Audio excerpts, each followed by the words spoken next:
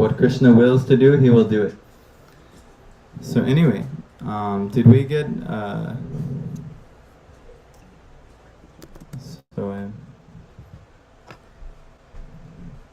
if not, it's okay. What Krishna wills to do, he will do it. Oh, I don't know. So anyway... Alright, we are going to read from Bhagavad Gita. We'll have a tech team, maybe trying to pull it up on the screen. Maybe. So, we will see. But in the meantime, what we'll do is we'll chant some prayers. Normally I'd have them on the screen, you could all chant, but actually let's all... maybe we can close our eyes, we can take a few deep breaths. We're going to try to make this a meditative experience. Oh, why is that doing like that? Okay. Alright, wow. Shika. Why does that sound so bad? One of the drones is stuck open. Om Jnanam Timirandasya Jnananjana Shalakaya Chakshurun Militam Yena Tasmai Shri Gurave Namaha Shri Chaitanya Manobishtam Stapitam Yena Bhutale Swayam Rupa Kadamayam Dadati Svapadantikam Vandeham Shri Guru Shri Yuta Padakamalam Shri Guru Vaishnavamscha Shri Rapam Sagadatam Sahagana Raguna Panditam Tam Sajivam Sadvaitam Savadutam Parijana Sahitam Krishna Chaitanya Devam Shri Radha Krishna Padam Sahagana Radhika Shri Vishal Anvitamscha He Krishna Karuna Sindhu Dinabandho Jagatpate Gopesha Gopika Kanta Radhakanta Namostute Tapta Kanchana Gaurangi Radhe Vrindavaneshwari Vrishabhanu Sute Devi Pranamami Hari Priye Panchakalpa Tarubhyascha Kripa Sindhubhya Evacha Patitanam Pavanebhyo Vaishnavebhyo Namo Namaha Jai Shri Krishna Chaitanya Prabhu Nityananda Shri Advaita Gadadhara Shri Vasadi Gaura Bhaktivinoda. All together everybody. Hare Krishna Krishna Krishna Hare Hare Hare Rama Rama Rama Hare Hare Namo Vishnu Padaya Krishna Prasthaya Bhutale Srimate Bhaktivedanta Swamini Namine Namaste Saraswati Deve Gauravani Pracharine Nirvishesha Shrinivari Pashatya Deshatarine. Hello, Hare Krishna. So come on in everybody, get up nice and close, we have more people, so all this room we need to fill, so please, yes, come. Alright everyone, I will try to have it on the screen for you all to read. We've all probably heard of Janmashtami before, right? Yes, everyone, most people are from India. Everyone not from India, you have a pass for not hearing about Janmashtami. But everyone from India, you've all heard of Janmashtami before? Yes, of course. I'm going to talk about a few meanings you may not have heard of before. These are allegorical meanings. You know what the word allegory means? Who knows? Allegory means that instead of the direct meaning, the literal meaning, that there's an underlying meaning that's applicable to your life. So this is what allegories are. where it has a meaning where it's very, very much relevant to your life. So there's an allegorical meaning to the Janmashtami pastime. So we're going to talk about the allegorical meaning. An allegory is really nice because we may not be present for the actual pastime. We didn't get to witness it. We've heard it in stories before. But we may wonder, well, how's that relevant to us? This bad guy, he killed 6 babies.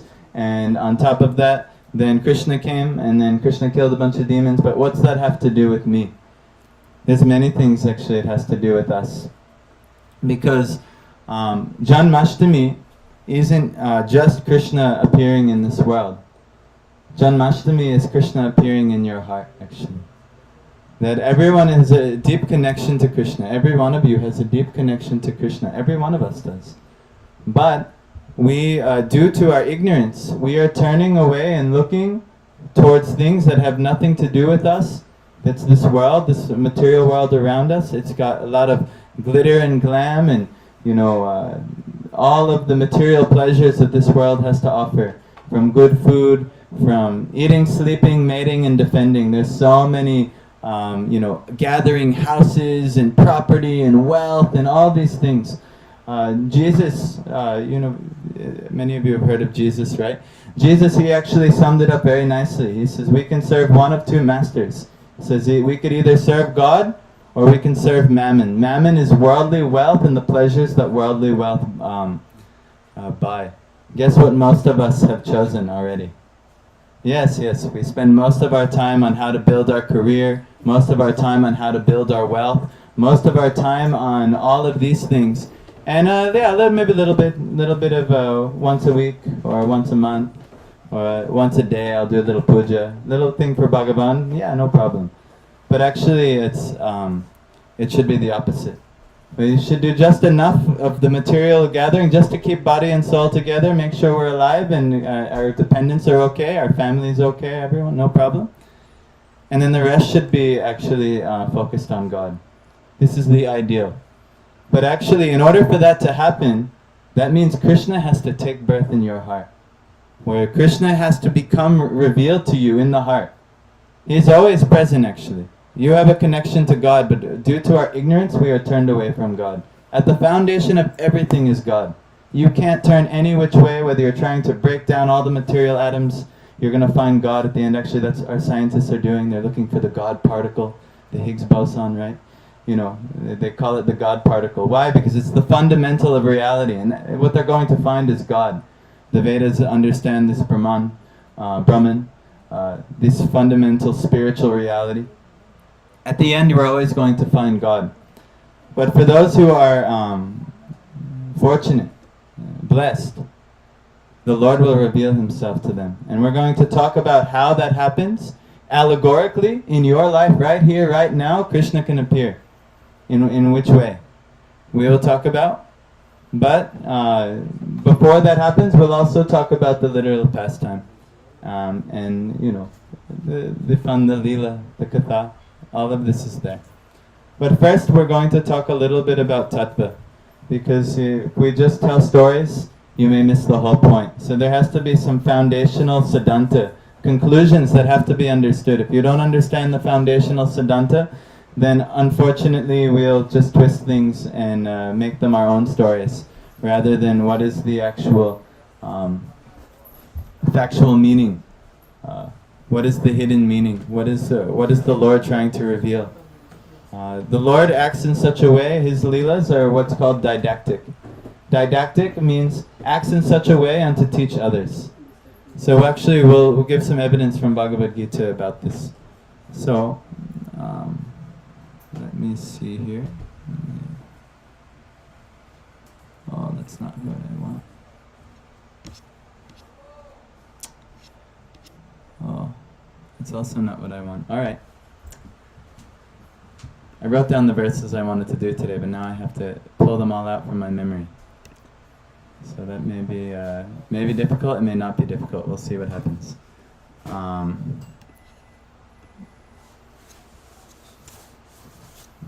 What do I get for relying on my phone? Okay. Go to Bhagavad Gita. Go to chapter 7. And I want to say it's 14. I'm hoping it's 14.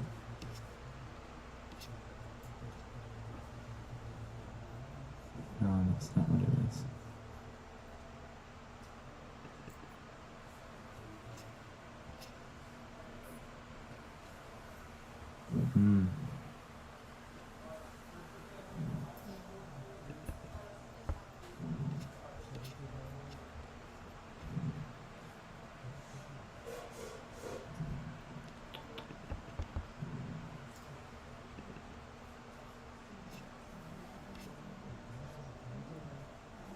Okay, I know how to find it. Two pearls.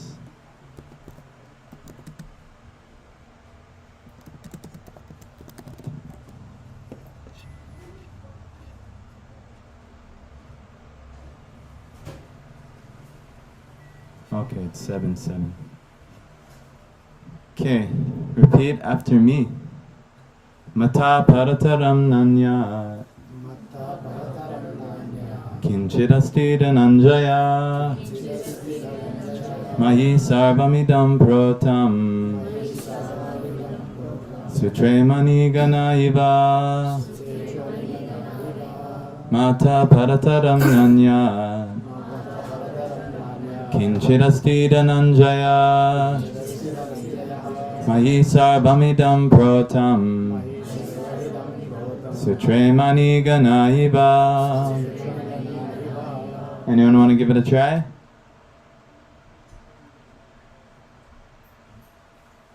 Mata parataram nanya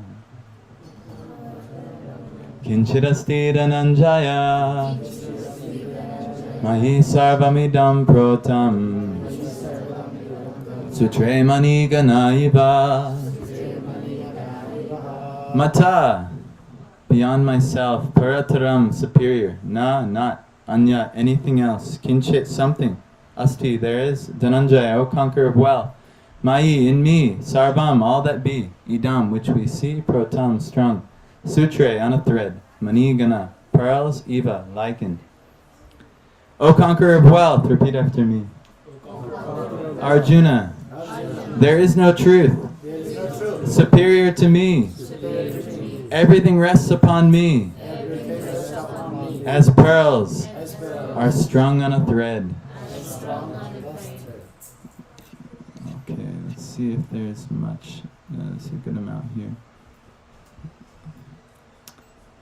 Purport. There is a common controversy over whether the Supreme Absolute Truth is personal or impersonal. As far as Bhagavad Gita is concerned, the Absolute Truth is the personality of Godhead, Sri Krishna.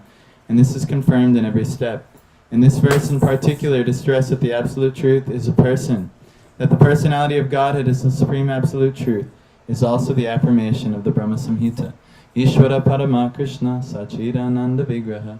That is the Supreme Absolute Truth, personality of Godhead, is Lord Krishna, who is primeval, the ancient Lord, the reservoir of all pleasures, Govinda, in the eternal absolute form of complete bliss and knowledge. So, this can get into many things here, but because we're not reading page to page, it may not be as relevant for us. We wouldn't have all the context. So just something we should understand. There is no truth superior to Krishna. Krishna is that person from which everything is resting upon him. The foundation of existence is Krishna. This Krishna is the one, all of the religions, they're talking about the God of the Quran, God of the Torah, God of every Abrahamic religion, and also God of the Vedas. Krishna is that God. So this is the conclusion of Bhagavad Gita. You know, everyone is familiar. Aaron, Hare Krishna. Judah, Hare Krishna. And friends. And Brittany,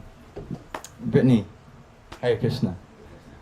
And Caius, wow, Hare Krishna. There's not much space. Yes, just make space. Come on in. So, this is who we're talking about, the Supreme God. Now, in all of the other religions, most other religions, God is touted as the Almighty, the All-Powerful. But in the Vedic understanding, does anyone know God's whole reason for His whole purpose for creation, his main activity that he likes. Anyone know? It's one word, starts with an L. Leela. Yes. Krishna likes to play. His whole creation, everything is for God's play, actually. And if we knew that, we would try to be always facilitating God's play. Instead, what are we doing? We're trying to make it about our play. Oh, I want to play with this. I want to play video games. I want to play board games. I want to watch the Netflix and entertainment. Or I want to build a career and make a lot of money. And I want to get a bunch of big house to play in, or a big this to play in, a big that. We're trying to make things about our play, but actually, if we understood God's play, we'd realize it's much, much better. Our play is filled with suffering. We try so hard to play in this world and make all kinds of arrangement for our enjoyment, but at the end we usually don't find enjoyment throughout. We actually find all kinds of suffering, disappointment. Am I the only one who's felt a little disappointed in life before? No, because if you're honest about the human experience, you've felt disappointment. That's part of this experience. Why? Because we are not the supreme enjoyer. We're not the supreme, player. Actually, this is God's position. And everyone, if we play in relation to God, it's a very good play. But because most of us in this material world, that's not what we've chosen. We've chosen something else. We've tried to be the enjoyer, the player. The consequences are that we suffer. So this is just reality. And you've probably already experiencing. Definitely, you're all experiencing. I'm experiencing. But there's a way out of this. And actually, this world is limited. You all know this? Someone tell me some 4 fundamental issues of this world. There's one very obvious one. What is it? Come on now. We're all gonna die. Yeah, we all die. Who wants to die? Oh, no one wants to die. But why? We all have to die. Yes? Who knows anyone who's not died in this world? I'll give you did everyone's great-grandparents die? Yes. How about your grandparents? Will they die? Probably. How about, yes, if they're not already dead? How about your parents? Oh, now it's up to you. How about you? King Yudhishthira in the Mahabharata, he's asked by a yaksha, who's actually a Yamaraj. But he's asked, what's the most amazing thing? And do you know what he said? He said the most amazing thing is that everywhere you look around you, you go drive on the road, you see dead deer, you see bugs splat against your windshield. Death is around you everywhere. Your parents die, your grandparents, everyone is dying, and yet the living entity never thinks it's going to happen to them. They never think, oh, I'm also going to die. We don't live life like that. If we lived life like that, we'd have a lot more urgency, would we not? Yes, but we think, no, I'll die later. But you never know when you could die, actually. But this is the main fundamental issue, is that we all are going to die, and no one wants to die. This is actually a predicament. Oh man, I'm forced to die, but I don't want to die. Yes, maybe we don't think about it, but this is true. I'm forced to, I took birth. Who chose their parents? Who remembers in the infancy stage, and yes, I chose my mother and father? No one. So we don't get control over birth either. We get in this birth. I have a little baby son. He's very nice. You saw him. He's very cute. But yeah, he's always crying. We can't figure out what's wrong. Is it gas? What's the problem? But this birth is a big predicament, and you're helpless in this world, and you need your parents to raise you and give you proper care. We don't think about all the crazy parts of being in this world, but this is true. Disease is there. No one wants disease, but it comes. It usually is the thing that causes death. We eventually get disease, and we cannot stop it. This COVID disease, or this disease, or that disease. We cannot stop. And then old age. Even if you could avoid disease for a long time, you cannot stop old age. Who wants to get old? Some people say yes. I've not seen getting old doesn't seem that bad. It's actually not that bad, but no one usually is liking the process so much. most people, they're saying, oh, it's my 40th birthday now. Okay, 50th birthday, oh God, No one's like, I can't wait till I'm 60, Why? Because it's not necessarily pleasant. So why are you being so negative? Tell me something nice. But if we don't understand these fundamental siddhantas, if we don't realize that there's a problem in this world, then we don't ever look for a solution. If you don't understand that you might have some disease, then you won't work on having a remedy, right? When you go to the doctor and the doctor says, oh, Vikrant, you have liver disease. Then you say, oh my God, I have liver disease. I must work on something. And you start taking all kinds of liver supplements and this, that, and they'll try to remedy the situation. But if you don't know you have the liver disease, you just, oh, okay, I'll continue, and you'll continue exacerbating the problem. So if we don't understand about the different predicaments of life, then we'll actually never have any solution for them. And then at death we will be disappointed. So, Krishna is actually giving us a solution. And it's tied into Janmashtami. So we will go to chapter 4, verses 7, 8, and 9. But we'll start out with 9. Repeat after me. Janma karma cha me divyam evam yo veti tatvata tyaktva deham punar janma naiti mameti sorjuna.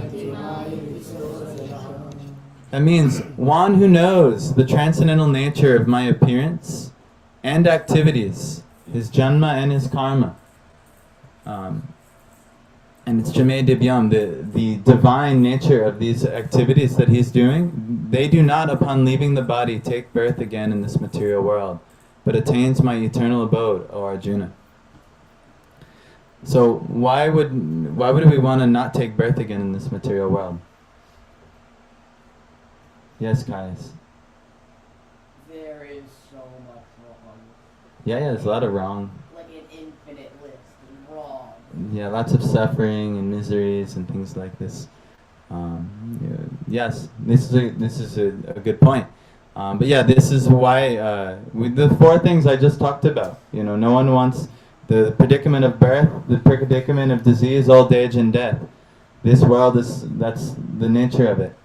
So if there's if we have to keep taking birth and doing this again and again and again, this is actually a predicament. We keep falling into this process, and what is the solution? Why do we keep doing this?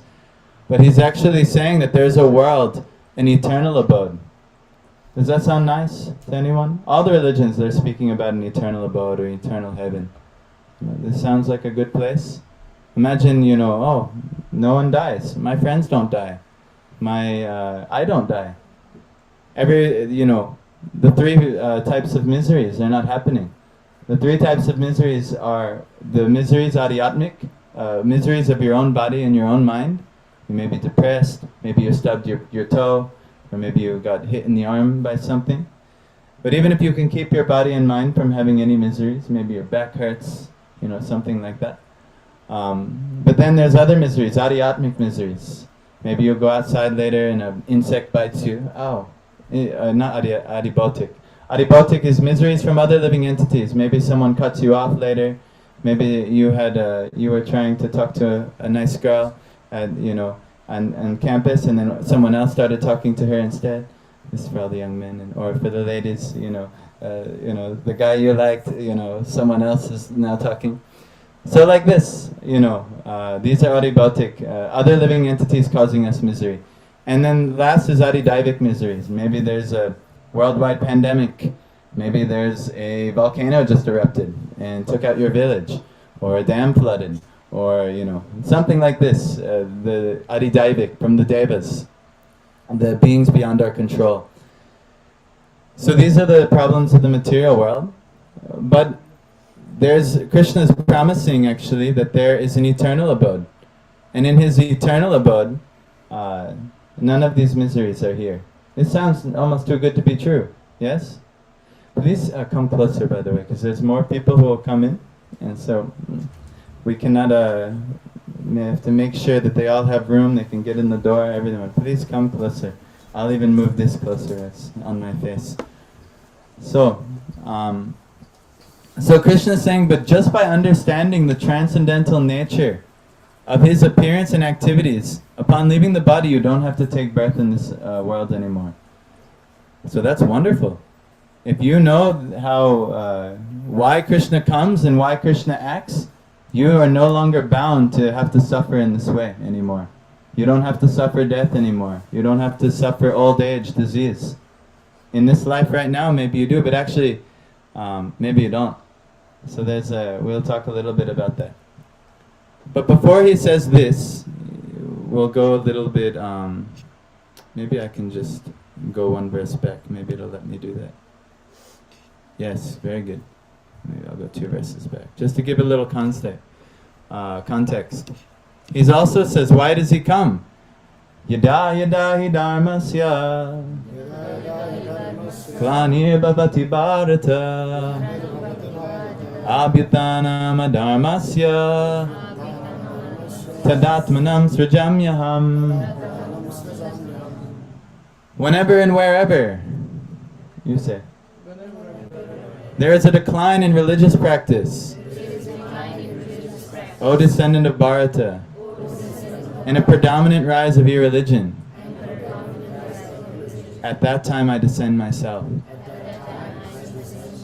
So this is the symptom of when Krishna comes. A decline in religious practice and a rise of irreligion. We're actually seeing, very naturally, this is happening, is it not? You know, I'm looking at, my parents' generation. They all went to church, they all went to religious services. My generation, we don't so much doing. India is a much more religious country, much more religious country. But we're also seeing, right? Your parents were probably more religious than you are. Yes. And guess what? Their parents more. It's declining, actually. And if we don't stop the train, Krishna's going to have to come himself because it's going to get so bad here. But actually, this is not good. This is not a good arrangement for us. Why? Because when we become irreligious, we do something that Krishna very much does not like. And that's explained in the next verse. Does anyone have any ideas? What is something that Krishna really doesn't like? One of the values is service to humanity, and when it declines, the moral value of service to humanity and filial piety. Yeah. Yeah, this is good, but then Krishna says in end of Bhagavad Gita, Sarva dharma prityaja. Give up all dharma and just surrender. He doesn't care that much about dharma. It's a symptom. But when you're adharmic, when one is irreligious, then something bad, very bad happens. You start hassling very special personalities. Do you know who they are? What's that? Says. The sages? Yeah. Yes, this is a good... yes, and I'll tell you why. It's this verse. Paritranaya sadunam Vinashaya chadushkritam Dharma samstapanarthaya Sambhavami yuge yuge. Okay. It means in order to deliver the pious and to annihilate the miscreants. Also sadhunam are the devotees, the sadhus, those who understand the truth. So what happens is when you become adharmic, when you lose track of what is the ultimate goal, this is called ignorance. This is a result of ignorance. So when we're in ignorance, we think that which is good is bad and that which is bad is good. So what happens usually is when we become adharmic, we become very atheistic. So we think, religion, going to the temple, all of these religious practice, my parents, this is not important. What's really important is my enjoyment instead. This is kind of the atheistic philosophy. Be careful, it creeps in quickly. You never know, oh gosh, I've become a little atheistic. But actually this is happening, and when that happens, that's not such a big deal. Everyone in this material world is trying to be the enjoyer, but when that happens, there is something that is a very big deal to Krishna. You start to heckle those who are very dear to him. So I'll give you an example in my life. I used to be an atheist. I grew up a little Christian boy. Catholic. I would be an altar server. I had like nice white dresses, almost like this. I had a nice white dress, and I would go in the church, and I would carry the cross and do my religious services. It was very good. But at some point, I went into the school system, and the school system said, but yeah, this whole, the earth is flat, and there's a dome, and this whole thing, no, our scientists, we've proven this, this, and this, and this. And then your scientist says, no, religion, this is crazy. We've got the facts now. So then we started, I was taught that in school. So I was, all right, they've got all the facts already. And so naturally I lost faith in my religion. I lost faith. And then at some point I stopped believing altogether, even though Jesus only preached very good things, very good, wholesome, amazing things. But because I had seen, I was indoctrinated, I was taught by the education system that other things are important. Getting an education is important. Getting a job is important. Money is important. Getting married is important. Having, eating, sleeping, mating, acquiring houses and properties, all these things are important. But actually, the Vedic conception is not the truth. These things are, they can be utilized in a good way, but ultimately they're not. At some point, one of the Purusharthas is moksha, becoming free from the entanglements of all these things. Why? These things all entangle us. Dharma, artha, and kama, they all entangle us. Dharma, even following religion, following your worldly religion, morals, this is actually an entanglement in this world. That's why Krishna says, Sarva dharman prityaja. Give up all dharma, just surrender unto me. Moksha yishyami ma shuchaha. I'll deliver you from all. He's saying. But anyhow, when we become adharmic, when we become atheistic, what I ended up doing was I started then preaching atheism. And people who believed in God, my religious friends and family, even my own father, I would try to tell them why they shouldn't believe in God, because they were having some hopes, something. So anyway, interestingly enough, I had to have some near-death experience later in my life, and then I actually had some revelation of God actually came to me. Very traumatic way. I don't recommend anyone doing. But anyway, this had to happen to me, but why? Because I started heckling those who believe in God. I started, turning against God. And so God had to actually, he had to punish me. And lovingly, and so he did. But in what he does, in order to deliver the pious, he gives pleasure to the sadhus. The devotees he's giving pleasure to. If you become a devotee of the Lord, you will get pleasure. You will get so much pleasure. We think, no, religion, these types of things cannot give pleasure. I know it gives pleasure. Netflix, food, having a nice girlfriend or a nice boyfriend, this is really pleasure. No. These things are temporary pleasures. You get some little bit of pleasure out of them, no doubt, yes. But there's, like for instance, one pleasure everyone likes. Everyone like ice cream? In India, you guys even have gulab jamun ice cream. This is very nice. But who here likes ice cream? Someone raise your hand. Summer likes ice cream. This is our example. So, Summer, how much ice cream can you eat?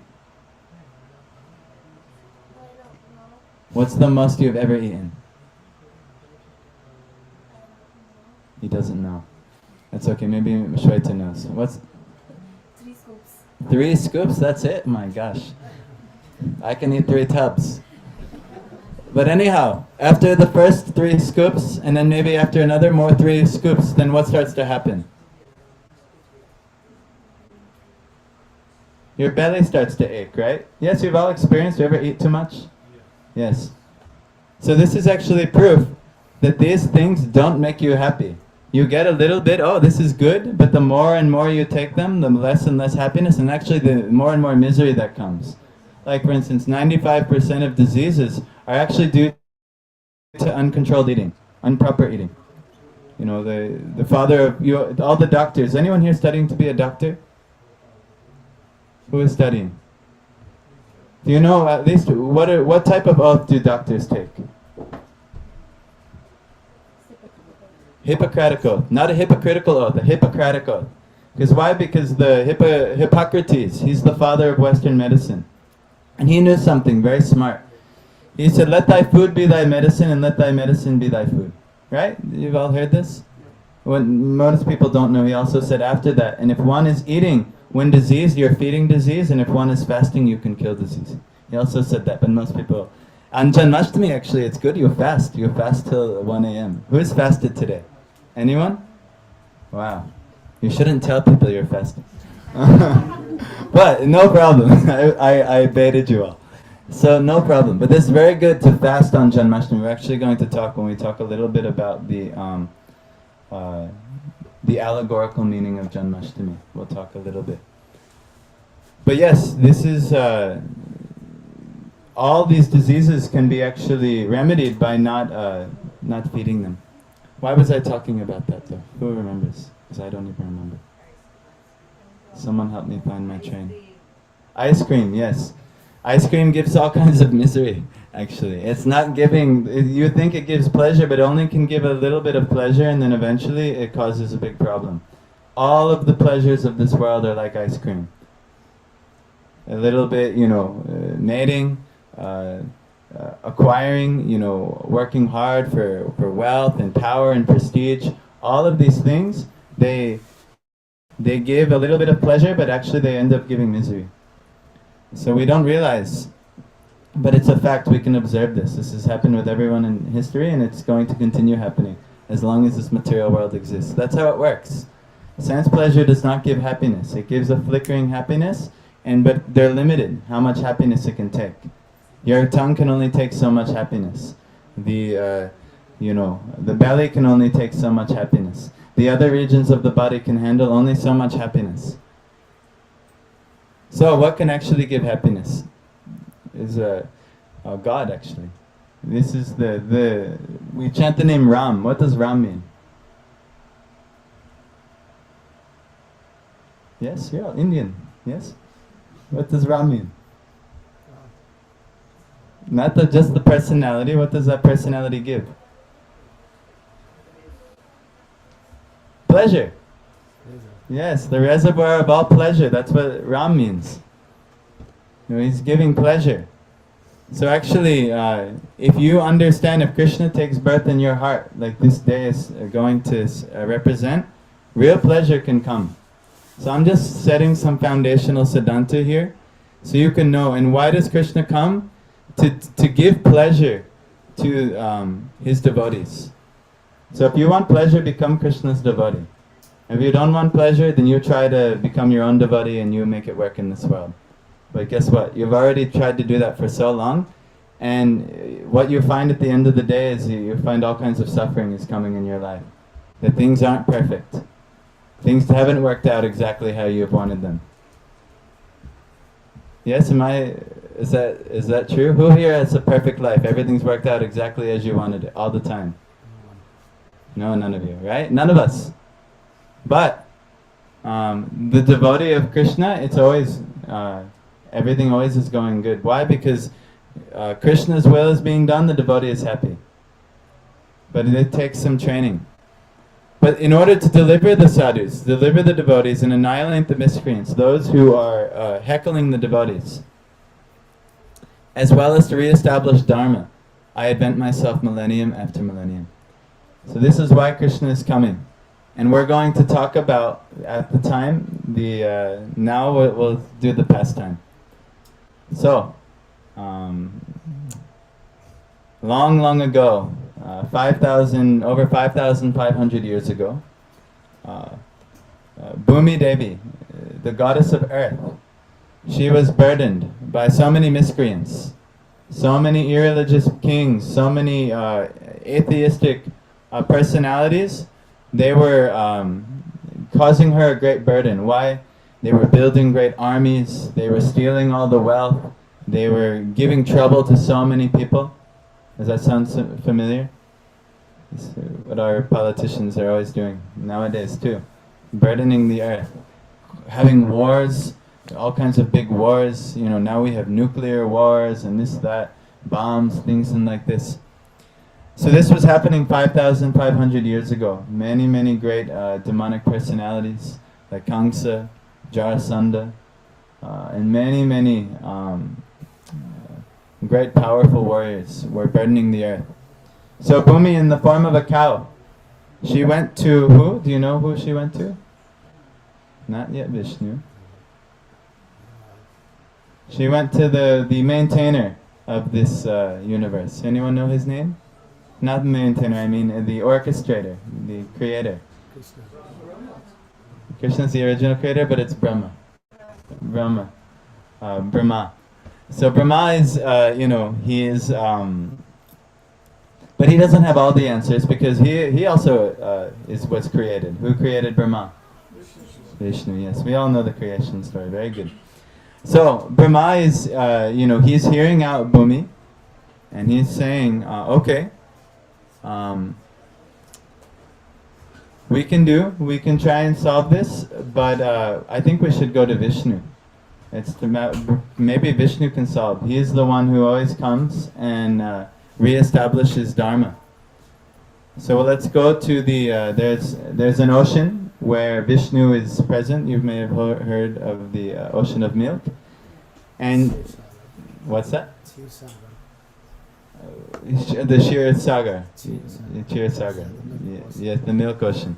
So that they all went there, and they went and they prayed to Vishnu. Please, Vishnu, this problem is happening on earth. We are having a really, really deep issue with all these burdens that are burdening the earth. Please help us. And do you know what they heard? Someone say. Nothing. They heard nothing. They prayed and then they heard nothing. That happens to us a lot too. We pray, yes, yes, yes, Lord, I'm seeing this, and then, okay. Are you going to make it work? I need that promotion, I need this. So anyway, they heard nothing. But someone heard something. Do you know who heard something? Brahma. Brahma actually heard, and this is actually a very deep lesson, because we cannot hear God. Why? Because we're not pure. You know what? Brahma is pure actually. Brahma is the topmost of all sages. Brahma is actually a great devotee of the Lord. And he is very, very sincere. So he can actually, the Lord will reveal himself to that person. Us, we have some cleaning to do. So that's why we chant the names of the Lord. This is a cleansing process. Every day, the more we call out the names of the Lord, the more cleansing of our hearts will happen. Where the Lord will actually reveal something to us. But right now in our dirty state, not even all the great demigods, no one but Brahma heard anything. They all prayed. And only Brahma heard. So what's to speak of us? But he said, I know about these issues. Like God knows everything, We pray so much like God doesn't know. Don't you know, Lord, I need this to work out in my life? Don't you know, this should be working, this should be working, this should be working. Like God doesn't know. He doesn't already know all of the problems, your problems. Actually, the devotee, they don't see problems as problems. Do you know what the devotee always sees a problem is? I heard something. Test. A test? Yeah. Yes, yes, and that test is also, Learning. what's that? Learning. Yes, yes, these are all actually, what? Like when your school teacher tests you, even though you may not like the test, but then one day when you're older you say, well, I'm glad I did all these examinations, I learned all these things. It turns out it was a blessing, right? Yes. Yes. So everything in life, suffering including, especially suffering, it's actually meant as a blessing. It's mercy from the Lord. The devotee always sees like this. The devotee never sees like, oh, I cannot believe this has happened today. And if we do see like that, it's because we're not so devotionally tuned in right now. We're trying to enjoy, and this situation has gotten in the way of my enjoyment. Does this sound familiar? Yes, this is why we get angry. Everyone is getting angry because you were trying to enjoy and then something came in the way of your enjoyment. Sorry. No, it's okay. So See, look, imagine if I was very, much like wanting to hear the sound of my voice, and then I said, oh my God, but this phone is getting in the way of the sound of my voice. If I was very much uncontrolled, then I could be angry. But there's no reason to be angry, because now we can even talk about it as a wonderful learning lesson in the class. So now it's become part of the class, it's good. So no reason to be angry. So the devotee actually exhibits like this. They're never seeing suffering as bad. They're seeing it as a good opportunity. Even Mother Earth, she was suffering so much, but she actually saw a wonderful opportunity. Oh, all this suffering is going to bring the Lord here. I can actually request the Lord to come. And she did. So Vishnu says, I know all these things are already happening. And he explains, all of you demigods, I am coming, but take birth in the dynasty of the Yadus. The Yadu dynasty, all of the demigods, you take birth. All of the ladies, you also take birth with the corresponding ladies there as well. So they all take birth in the Yadu dynasty, and they all follow. But again, a really core lesson in that pastime is only when one is very, very much deeply connected to the Lord can you actually hear the call of the Lord. Not just in any ordinary person. Someone like Brahma. Someone who has done so much tapasya, so much actually austerity, and given so much effort to trying to connect to the Lord, that person, the Lord will reveal Himself to. Not just any Joe Shmo. Oh yes, yeah, I'm very much connected to God. I do a puja every once in a while. Or I'm very connected to God. I go to church on Sunday. I'm very much no. This takes so much intense determination, intense focus. Actually, at the end of Bhagavad Gita, Krishna says, Kachid. Oh, now I'm forgetting. But I memorized this verse like yesterday. But he says, have you heard this with Tvayai Kagrena Chetasa, with one pointed attention? So that one pointed person who is focused completely on God, they can experience God. But if we actually are honest, where is our attention? It's here, and money, and my job, and my kids, my husband, my wife, this, that, and the other thing. Our attention is everywhere, anywhere and everywhere, and it's not actually one pointed towards God. So the one pointed person towards God, actually, they can actually experience God. But the rest of us, we have to go to that person. And through that person, Brahma, who was one pointed towards God, everyone else got to be enlightened. They knew Krishna was coming. So this is actually step one. If you think that, oh yes, I've got it all figured out, good luck. But actually one of the fundamental, and actually this will be revealed later in the pastime, one of the fundamental teachings of the Lord is you have to find somebody connected to God. That is how the Lord reveals. Very rarely does the Lord come. The only person in this world, but even that person, He made do all kinds of austerities and meditation to achieve Him. He makes everyone really work for it. That's His prerogative. He could give Himself any time, any place He wants, but He wants to make sure, what do you really want? Do you really want me, or do you want this thing, that thing, this thing, this thing? So actually we want this thing, that thing, this thing, and this thing. And so He lets us have that, and we chase these things. But unfortunately they don't give us the ultimate result of this world. It gives us suffering instead. You've probably already experienced, or experiencing now. Yes, I am suffering. I am chasing so many things, and I am suffering. But that's okay. Because the Lord is, when you do want to turn towards God and actually pursue God, He is waiting. It's okay. And so there's the process of doing that. And this Janmashtami pastime actually teaches the process. So, by good fortune, Brahma was very sincere and focused wholly and solely on the Supreme Lord. And he actually received the enlightenment from the Lord. And then he told everyone else, and now the Lord is coming, do not worry. Now, back on earth. It's Devaki and Vasudev's wedding. You know these personalities? They're two wonderful personalities. Vasudeva is the personality of pure goodness.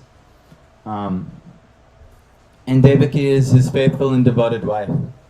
While they're getting married, and the great and powerful king of the, I think, Bhoja dynasty, Kamsa, he is, as all brothers will do in the Vedic ceremony of wedding, after the marriage, the eldest brother will drive the new couple to their home. But then all of a sudden, there is a voice in the sky, and it says, "Kamsa, you fool! The 8th child of those on this chariot are going to kill you." So Kamsa. Now, what is a characteristic of Kamsa? He is a materialistic, atheistic person. And we have to be very careful, one, that we're not this person. Very materialistic and atheistic. But also we have to be careful of others who are materialistic and atheistic, because they can be like Kamsa. 1 second they're supporting you in your wedding, but as soon as something gets in the way of their pleasure and their happiness, what did he turn and do? I hear a lot of whispering. What did he do?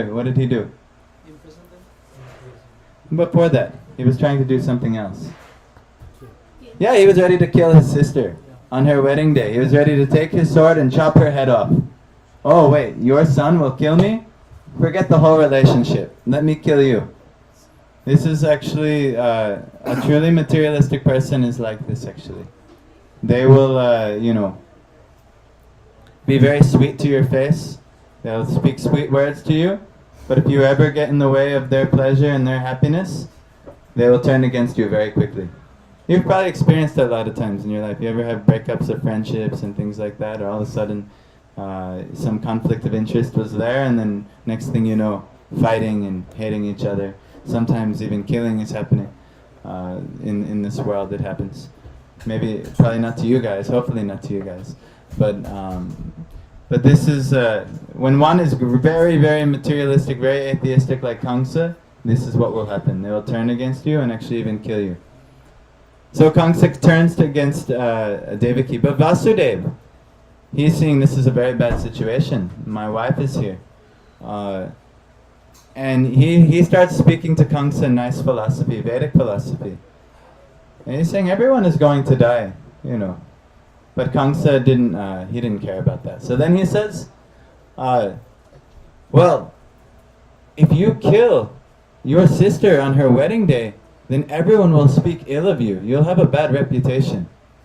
And this is actually very important to materialistic persons. Materialistic persons, they care about, what do other people think of me? Their ego is inflated. How am I being perceived by everyone? I should be perceived as great. So this is actually,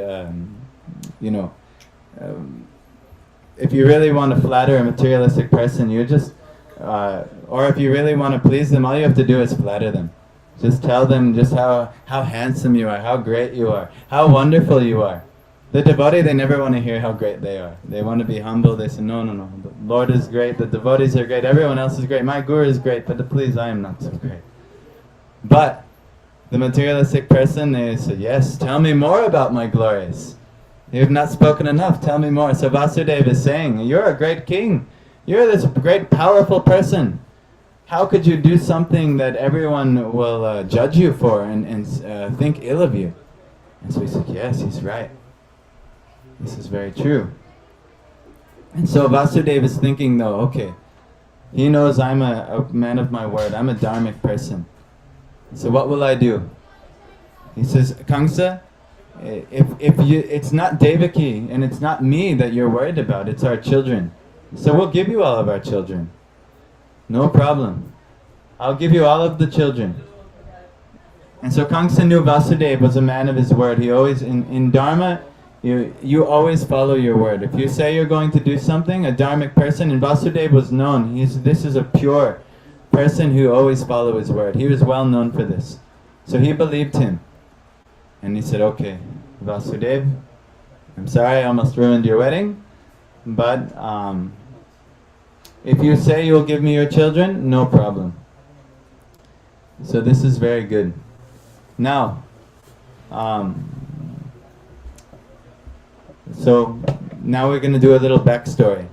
Who was Kamsa in a past life? Do you know? Jaya Vijay from No. That's Jai and Vijay. Okay. But, Yes. but Jai and Vijay were Actually, they were related to them. Kamsa in a past life was one of the sons of Hiranyakashipu, who were Jai and Vijay. And his name was Kalanemi. And Kalanemi, he was seeing his father did austerities to please everyone. You've seen this new movie came out, Mahavatar Narasimha? Yes, this is very good. This is a bhakti devotional story. This is amazing. We've been waiting for this. Actually, these are devotees of Srila Prabhupada who have made this movement. The ISKCON devotees have made this movie. It's amazing, actually. So if you haven't seen it, please go see. I want to see this movie, but they're not showing it anywhere too near me. But probably you're all here too, so they're not showing it too near you either. But we should demand Syracuse. Come on, we'll all go. Please give us a theater to watch this in. We don't want to go all the way to Rochester to watch. But anyway, in related to this story, Hiranyakashipu's son was Kalanemi, and Kalanemi, he saw that Hiranyakashipu, he pleased Lord Brahma by austerities, and then he got all kinds of power from this. So he says, I will do austerities. But Hiranyakashipu, he didn't like this. Why? Because he's a very materialistic person, and materialistic persons don't like other people also getting things. They want to be on the top, and they want to make sure that everyone is below them. Yeah. So they're very competitive persons, and they always want to make sure other people are below them. Yes, does this sometimes happen also in us? Yes. So these are personalities who are the pinnacle of materialism. But if you actually are honest when you hear these pastimes, you might see, oh, this is how happening in my life too. I'm competitive with others. I'm also trying to be better than others. But this actually is a result of materialism, actually. Atheism. A lack of connection to God. This is why these things are happening in our lives. So anyhow, he cursed Kalanemi. And he said something along the lines of that you will have to kill all of your sons in your next life for this. This is so bad that you're trying to do, you will be forced to kill all of your sons in the next life. So Kalanemi, he accepted the curse. What could be done? His father cursed him. And then he never went and tried to usurp his father again by getting all kinds of extraordinary power. So in the next life, Kalanemi was he was killed by Vishnu in that life, and then he became Kamsa in the next life. So back to the story now. Vasudev had pacified Kamsa, but he was worried. He said, materialistic persons, they can say one thing right now to your face, they can make you a promise, but at the flip of a hat, they can change their mind and go completely, rogue. They're very unpredictable. They're not men of their word. All of these things. Also, we can learn from this. We should be people of our word. We should be honorable people. Not tell people, yes, we'll do this, and then all of a sudden we do something completely else. If we are doing like this is a result of atheistic mentality has come into our lives. So these pastimes, they're teaching many things. Many allegories are there. Maybe some have already touched you. Just wait, the pastimes get sweeter. So, now, Vasudeva is worried, and for good reason. And also, we talked about the Lord. Everything, He is actually orchestrating the good, the evil, everything. Everything is for the Lord's play.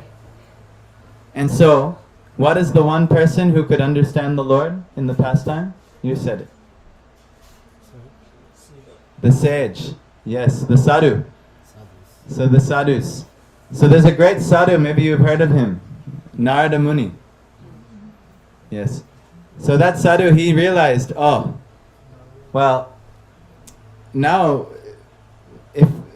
at this rate, if Kamsa is pacified, it'll take longer for the Lord to come. So I should go stir the pot a little bit. Narada Muni, he does this. Why? Because he's very interested in the Lord's pastimes happening a little quicker. So he goes to Kamsa. Well, first, Vasudeva and Devaki, they had their first child, and to honor his word, Vasudeva presented the child to Kamsa. And Kamsa, he said, "Oh, Vasudev, this child is not the one who is threatened to kill me. This is the 8th child. So, take him back, raise him nicely. No problem. Why should I become his enemy?" So Vasudeva was very grateful. But, so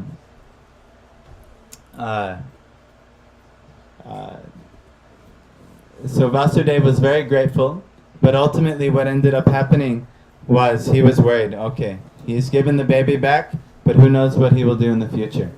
Now, back to this Kalanemi. You remember Kamsa was Kalanemi in the past life. Kalanemi had 6 sons. Kalanemi's 6 sons, in the beginning, in ancient times, there was once a pastime where Lord Brahma was bewildered in the beginning of the creation time, where he became very attracted to his own daughter. This is not a good thing. So Lord Brahma, in the beginning of the creation, this happened to him. Maybe there wasn't a lot of other ladies, and somehow or other he became. But what happened is some of his sons, they were called the 6 Maruts. And the Maruts, they laughed at Brahma. They laughed at him. How could you fall into such ignorance? How could you chase your own daughter? This is one nonsense. But Brahma actually was a great devotee. And sometimes devotees also make mistakes. And so this is also another lesson. Because they laughed at and because they ultimately criticized a devotee, what ended up happening is that they were forced to take demon birth. They were forced to take a demonic birth. And who did the 6 sons, who did those 6 personalities become? They became Kalanemi's sons. And then ultimately, those 6 sons, do you know who they came? Because now Kalanemi also got cursed that you will have to kill your sons in the next birth. Do you know who they became? The first 6 sons of Devaki and Vasudeva. As you may wonder, why would they, these 6 sons of these 2 great personalities, why would they be killed? Actually, because they were once great devotees, the sons of Brahma, the Maruts, but they got cursed to take demonic birth. It was better that they pay their penance and go back to their great position. So actually later on, in Krishna's pastimes, in Dwarka Lila, they are actually delivered. But until then, it was good, the curse of Kalanemi had to come to fruition. So, Narada also knew all of this. Narada knows all these things. So he went to Kamsa, and he says, "Kamsa, why are you sparing the children? Aren't you not worried about them?" He said, No, I'm only worried about the 8th child." And Narada Muni takes a plate of ladus, and there's 8 ladus on the plate. And he says, "Well, pick the 8th child, pick the 8th ladu." But he could not tell which one was the 8th ladu. So he kind of got in Kamsa's head. And he says, "How could you know which one is the 8th? And Vishnu is very tricky. He may make you think you should take all of the children." So Kamsa then stormed Vasudeva and Devaki's home, and took that first child, and he dashed the child on the rock, and he began slaying. Because the materialistic person, if they somehow reach a conclusion that someone's in the way of their pleasure, their power, they must be destroyed. Even if it's a small baby. Even we see all kinds of heinous crimes in this age. People do all kinds of crazy things. In India, in the USA, everywhere. People doing crazy things. But also anciently, Kamsa is also doing crazy things. Killing children. But the curse had to come to pass. Kalanemi had to kill his 6 sons in this birth, and that's Kamsa, killing his sons one by one. And then after the 6 Maruts are killed, then who do you know appeared in Devaki's womb next? Balaram. This is very important, because Balaram is the personality of service to Godhead. And actually he represents someone. Do you know who he represents? Anantashesh is in this universe he represents Anantashesh, but even above this universe. Yes, even above. Even above. So he is actually also representing all of the facility for Krishna's service, but also including his own dham, his own place. So Krishna cannot come unless his dham has come. So he wouldn't come into Devaki's womb unless first Balaram has come. Balaram has also set the precedent. And also Balaram is representing the Guru as well. Krishna will not come to you unless Guru has paved the way. You are not so special where you can directly connect to Krishna. Just like even Jesus told his disciples, they were, wanting to pursue God. And he says, I'm the way, the truth, and life, and none of you are going to come to God except through me. So he's showing Guru Tattva right there, right then and there, that you have to go through the sadhu. Just like the demigods had to go to Brahma to experience, you have to go through a teacher. You cannot just think, oh, I'll pave my way to God, like you're so special. In your corrupt state, if God does not want to reveal himself to you, what can you do about it? Yes? Who believes in God? Everyone? Does everyone believe in God? I hope so. It's not necessarily, in Kali Yuga, most people are not believing in God, especially in America. But if you believe in God, come to a Krishna Janmashtami celebration, you probably believe at least in Krishna as some special personality. But if you believe in God, this is very good. But if God, who here can see God? Who here is having intimate conversations and visions and seeing God, and every day they can see God? Oh, none of us? So does that mean that God does not wish to reveal himself to us? Yes. It means if he wants to, he's all powerful, he could reveal himself to us. Like he came to all the devotees in Vrindavan and everyone, he revealed himself to so many. But to us, he has not revealed himself. True or false?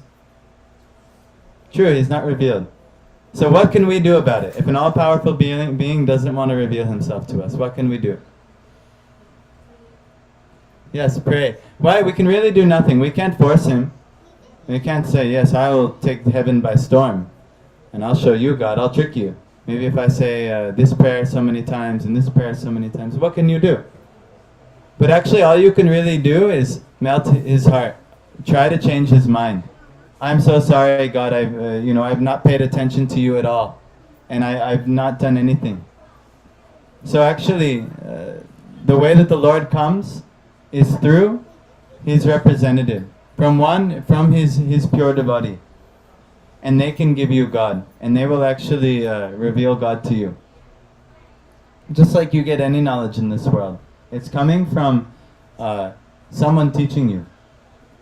And that's the best way to get knowledge. The worst way is to try to do everything all on your own. Like imagine, you see my little baby here.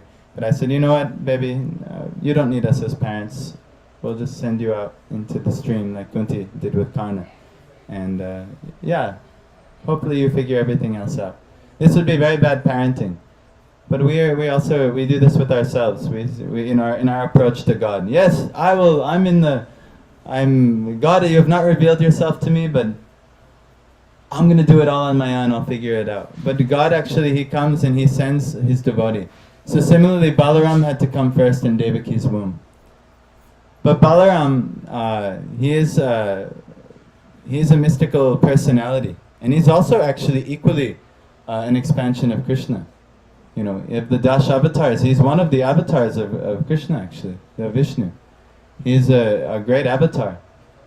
So by Yoga Maya's arrangement, it appeared Devaki had a miscarriage. And this actually is what confused Kamsa. But he was transferred to the womb of Rohini in Vrindavan. So this is also, indicative of where Krishna is really going to be manifesting. And it's actually his pastimes, figuring out all the worldly problems in Mathura and Dwarka, and being the great king and hero and political figure. That's not where Krishna really manifests his ultimate sweetness. It's in Vrindavan, the land of faith, where all the pure devotees are. So that's where Krishna really is going to manifest. So even though he appears in the Mathura jail cell at 1 a.m. tonight, is the time he comes, The real mystery and wonder and beauty is when he goes to Vrindavan. So anyhow, it's getting late now, so we must. So then Krishna, he himself, he appears in the womb of Devaki. And now Devaki begins to glow. And she's looking wonderful. And everyone who's seeing Devaki is just like, everyone please, Mukunda is saying that because we have people who are not able to come in, please come even tighter. I know. But please come in closer so everyone can come in. So now Devaki, Krishna is in the womb of Devaki. And he is looking so and so much, she's looking so beautiful. And Balaram has already come into Vrindavan in Rohini's womb. And everyone else thinks that the seventh child is a miscarriage. And then also, Yoga Maya, one of Krishna's dear servants from the spiritual world, she's also taking birth in Yashoda, Krishna's mother in Vrindavan's womb. And they're going to play some trick. And I will tell you about that trick later on in the night. Because we'll get closer to the pastime there. But just know, I'll just give you a little emphasis. If you want Krishna, Balaram the Guru actually has to pave the way. Here we are trying to be some representative of Guru, and at least the Bart from Pradarshika, at least show you the path. Hey, we found wonderful gurus who are helping us, and you also can you can read their books, you can learn from them, you can you can actually know God more deeply if you surrender unto them, because this is how Krishna appears. And then Krishna himself will come and he will appear in your heart. But who paves the way? It's Balaram actually, who is the Guru. And he's also representing of the spiritual abode. A temple is actually a representation of the Dham. So for you to come to the temple on Janmashtami is a very good idea. Because this place can help facilitate you to actually experience Krishna. And maybe all together we can all work together to have Krishna reveal something to us today. But this is actually real Janmashtami. When Krishna actually is awakened in your heart and you have a real desire towards Krishna. And instead of trying to be the enjoyer and trying to enjoy and having your life being one of your own separate enjoyment, you have the good intelligence to realize that that has not worked thus far. And that real enjoyment is God's enjoyment. And if you just try to turn towards Krishna, try to understand Him, try to love Him, and try to also work for His enjoyment. As the Christians say, seek ye first the kingdom of God, and all other things shall be added unto you. You'll get real enjoyment this way. Ram means enjoyment. If you want real enjoyment, you please God. Don't try to please yourself. We keep trying to please ourselves and it will not work. But if you try to please God, you will enjoy, I promise. It's very enjoyable. So the best and easiest way to do it, we'll continue doing this, is chanting the names of God. This is the most pleasing thing that we can do, is just calling out to God. Turning our attention towards God. Instead of worrying so much about how can I enjoy, how can I have better facility for my enjoyment, whether through work, whether through family, through this, that, and the other. What does Krishna want? What does God want from me? How can I give pleasure to God? How can I engage my family? How can I engage my wealth? How can I engage everything I have for God's pleasure? This is Bhakti Yoga. This is the supreme teaching of Bhagavad Gita. This is why Krishna gives all of the foundational Karma Yoga, Jnana Yoga, Ashtanga Yoga, and He's giving Bhakti Yoga. This is why Jesus says His first 2 commandments are all Bhakti Yoga. Loving God with all your heart, mind, soul, strength, and words, and loving one another as you love yourself. Seeing God within the heart of everyone.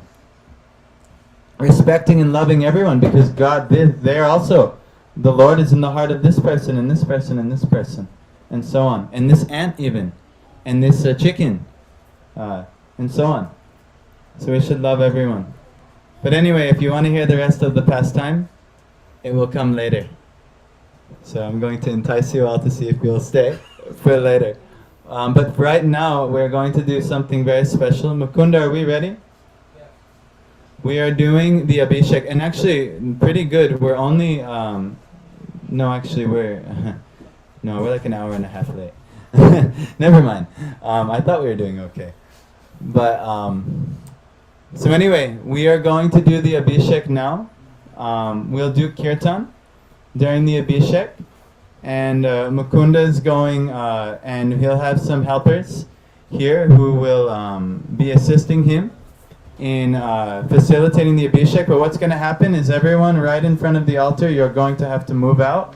And we're all going to come out and we're all going to stand. And during the Abhishek, we're going to have a Maha Kirtan. So remember, if you want Krishna to appear in your heart, if you want to do what you can, call out to him with sincerity. Call out to him with sincerity. If you're interested in God, if you're interested in experiencing God and the real pleasure that experience of God has to offer, call out with sincerity, and we'll see what happens as we come later into the night as we approach the Janmashtami pastime. So part 1 is